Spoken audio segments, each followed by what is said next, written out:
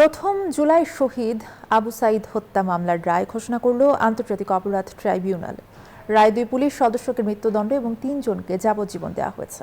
বাকিদের সাজা হয়েছে বিভিন্ন মেয়াদে। তাদের মধ্যে আছেন বেগম রোকেয়া, বিশ্ববিদ্যালয়ের সাবেক উপাচার্য সহ 3 শিক্ষক। একটি ছাত্র আন্দোলন আর পিছু না হাঁটা এক আবু সাঈদ। সাহসী বুক চিতিয়ে প্রতিবাদ আর মুহূর্তেই পুলিশের চালানো গুলিতে ঝাঁঝরা বুক পাজর। আর সেই গুলি চালানোর দায়ে এই পুলিশ সদস্য আমির হোসেন নিজের মৃত্যুদণ্ডের রায় শুনে এভাবেই দেখালেন প্রতিক্রিয়া।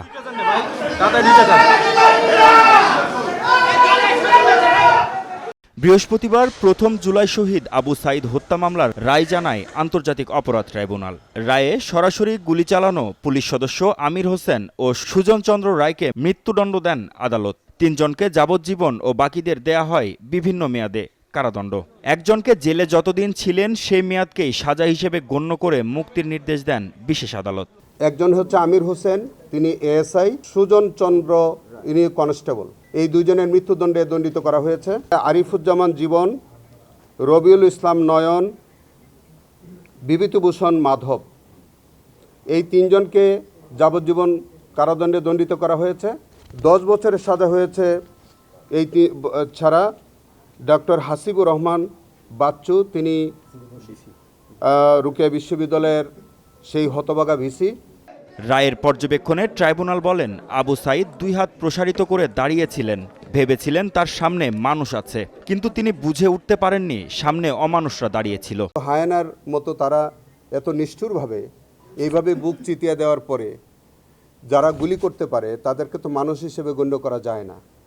হয়তো ট্রাইব্যুনাল সেই কথাটি বোঝাবার চেষ্টা করেছে। পদ্মা সেতু, মেট্রো রেল এবং এলিভেটেড এক্সপ্রেসওয়ে নির্মাণের গর্বিত অংশীদার বসুন্ধরা সিমেন্ট। রায়ের প্রতিক্রিয়ায় রংপুরের সেই নির্দেশদাতা পুলিশ সদস্যদের সাজা কম হওয়ায় অসন্তোষ প্রকাশ করেন আবু সাঈদের 2 ভাই।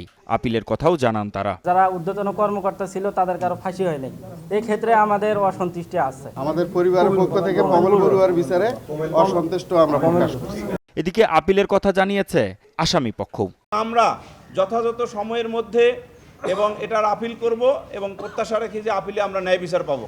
আবু সাঈদ হত্যার প্রায় 1 বছর 9 মাস পর এলো রায়। মামলায় সাক্ষী দিয়েছেন 25 জন। মোট আসামি 30 জন হলেও গ্রেপ্তার আছেন 6 জন, আর বাকি 24 জন পলাতক।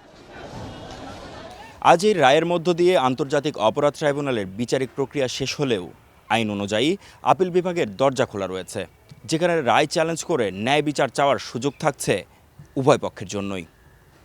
আন্তর্জাতিক অপরাধ ট্রাইব্যুনাল থেকে মাহমুদ হাসান, নিউজ 24, ঢাকা।